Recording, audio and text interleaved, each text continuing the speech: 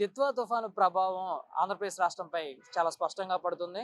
అయితే నిన్నటి వరకు చెదురుమదురు జల్లులు పడగా ఈరోజు ఉదయం నుంచి విజయవాడతో పాటు దక్షిణ కోస్తా పూర్తిగా రాయలసీమ ప్రాంతంలో తేలికపాటి నుంచి ఓ మోస్తరు వర్షాలు అయితే కురుస్తూ ఉన్నాయి. ప్రస్తుతానికి ఈ దిత్వా తుఫాను ఆ తుఫాను నుంచి ఆ వాయుగుండంగా బలహీన పడిందని వాతావరణ శాఖ అయితే తెలపడం జరిగింది.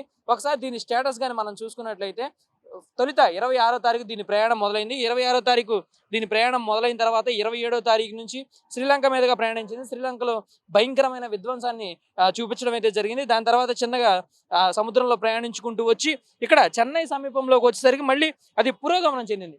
ఎలా అయితే ముందుకు వెళ్ళిందో అదే వేగంతో మళ్ళీ పుదుచ్చేరి వైపు అయితే రావడం జరిగింది. ప్రస్తుతానికి పుదుచ్చేరికి దగ్గర సమీపంలో ఉంది. అయితే ఈ తుఫాను ఎక్కడా కూడా సముద్ర మట్టం నుంచి ఉపరితలం మీదకి వచ్చే ప్రయత్నం ఎక్కడా చేయలేదు. భూ ఉపరితలం మీదకైతే రాలేదు. సముద్రంలోనే ఉండి ముందుకి వెనక్కి కదులుతూ ఉంది. సో ప్రస్తుతం చెన్నై వరకు వెళ్ళి కూడా చెన్నై నుంచి మళ్ళీ పుదుచ్చేరి వైపు తిరోగమనం అయితే చెందింది. దీని ప్రభావంతో రాగల 48 గంటల్లో కూడా పూర్తి స్థాయిలో ఆంధ్రప్రదేశ్ రాష్ట్రానికి దాంతోపాటు తమిళనాడుకి భారీ నుంచి అతి భారీ వర్షాలు పడే అవకాశం ఉందని వాతావరణ శాఖ అయితే తెలిపింది.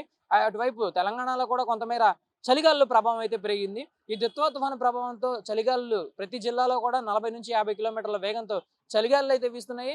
పూర్తిగా 3 రోజుల నుంచి విజయవాడలో వాతావరణం అయితే మబ్బు పెట్టే కనిపిస్తుంది. ప్రస్తుతం మనం చూస్తున్న రోడ్డు వైపు చూసుకున్నా కానీ తేలికపాటి నుంచి ఒక మోస్తరు వర్షం అయితే ఇప్పటి వరకు కురిసింది. సో ఇప్పుడే ఉదయం పూట స్కూళ్ళకి ఆఫీసుకి వెళ్ళే టైం కాబట్టి వాహనదారులు కూడా చాలా నిదానంగానే వెళ్తూ ఉన్నారు.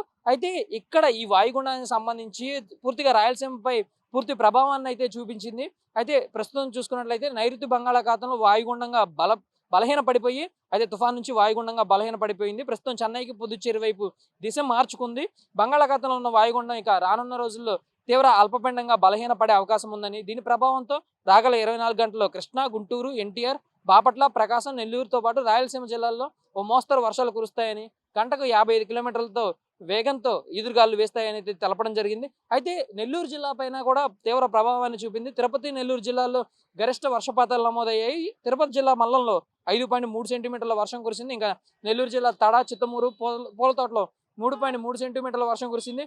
సూళ్లూరుపేటలో 52 తీర గ్రామాలకు సంబంధించి మధ్యాహ్నం 3 గంటల నుంచి ఉరుములు మెరుపులతో కూడిన వర్షం కురిసే అవకాశం ఉందని కూడా వాతావరణ శాఖ అయితే తెలపడం జరిగింది. వాకాడు సముద్ర తీరంలో కూడా సముద్రం 30 మీటర్ల మేర ముందుకైతే రావడం జరిగింది. అయితే ఎక్కడైతే ఈ తీర ప్రాంతం ఉందో అటు చిత్తూరు నుంచి ఇటువైపు మచిలీపట్నం వైపు కూడా ఈ తీర ప్రాంతం మొత్తం కూడా సముద్రంలోకి ఎవరు మత్స్యకారులు వేటకు వెళ్ళవద్దని, దీంతో పాటుగా పర్యాటకులు కూడా ఎవరు సముద్రంలో దగ్గరికి రావద్దని అధికారులు ఆదేశాలు జారీ చేశారు. ఇటుపక్క బీచ్లు కూడా మచిలీపట్నం బీచ్ కానీ, హంసల దీవికి సంబంధించిన బీచ్ కానీ, బాపట్ల బీచ్ కానీ, చీరాల బీచ్ కానీ, వాడరేవు బీచ్ కానీ, ఇవి బీచ్లన్నీ కూడా ఏదైతే టూరిజం కొద్దిగా ఎక్కువ ఉండే బీచ్లు ఉన్నాయో ఈ బీచ్లన్నింటినీ కూడా రాగల 48 గంటలు అయితే ఇప్పటికి 3 రోజుల పాటు మూసివేశారు. ఇంకో 48 గంటల పాటు ఇది తీరం దాటినప్పటికీ ఇది తీవ్ర అల్పపీడనంగా బలహీన పడిపోయి పూర్తిగా అల్పపీడనంగా బలహీన పడినప్పుడు కూడా దీని ప్రభావం ఇంకొక 48 గంటల పాటు స్పష్టంగా ఉండే అవకాశం ఉంది. ఎందుకంటే ఇది భూ ఉపరితలంపైకి వస్తే ఇది అటు నుంచి క్రమంగా ప్రయాణించి గాలి ప్రభావంతో బలహీన పడిపోయే అవకాశం ఉంది. ఇది సముద్రంలోనే ఉంది కాబట్టి దీని రాకపోకలు, దీని గమ్యస్థానం మొత్తం కూడా వాతావరణ శాఖ అధికారులనే విస్మయానికి గురి చేస్తూ ఉన్నాయి. ఇది ఎటు నుంచి ఎటు దిశ మార్చుకొని ఎలా ప్రయాణిస్తుంది అనేది కూడా వాళ్ళు అంచనా కరెక్ట్గా వేయలేకపోతున్నారు. దీనికి ఉదాహరణ ఈరోజు మనం చూసాం. చెన్నై వైపు వరకు వెళ్ళి అక్కడ తీరం దాటే అవకాశం ఉందని అందరూ భావించినప్పుడు కూడా మళ్ళీ సముద్రంలో నుంచి వెనక్కి తిరిగి పుదుచ్చేరి వైపు అయితే రావడం గమనించింది. సో ఇలా దీని ప్రభావం రానున్న 2 రోజుల్లో తగ్గిపోయే అవకాశం ఉన్నప్పుడు కూడా ఈ వారం గట్టిగానే వర్షాలు ఉంటాయని వాతావరణ శాఖ అయితే తెలియజేస్తుంది. కెమెరా పర్సన్ రాంబాబుతో లింగారెడ్డి, 1 ఇండియా న్యూస్, విజయవాడ.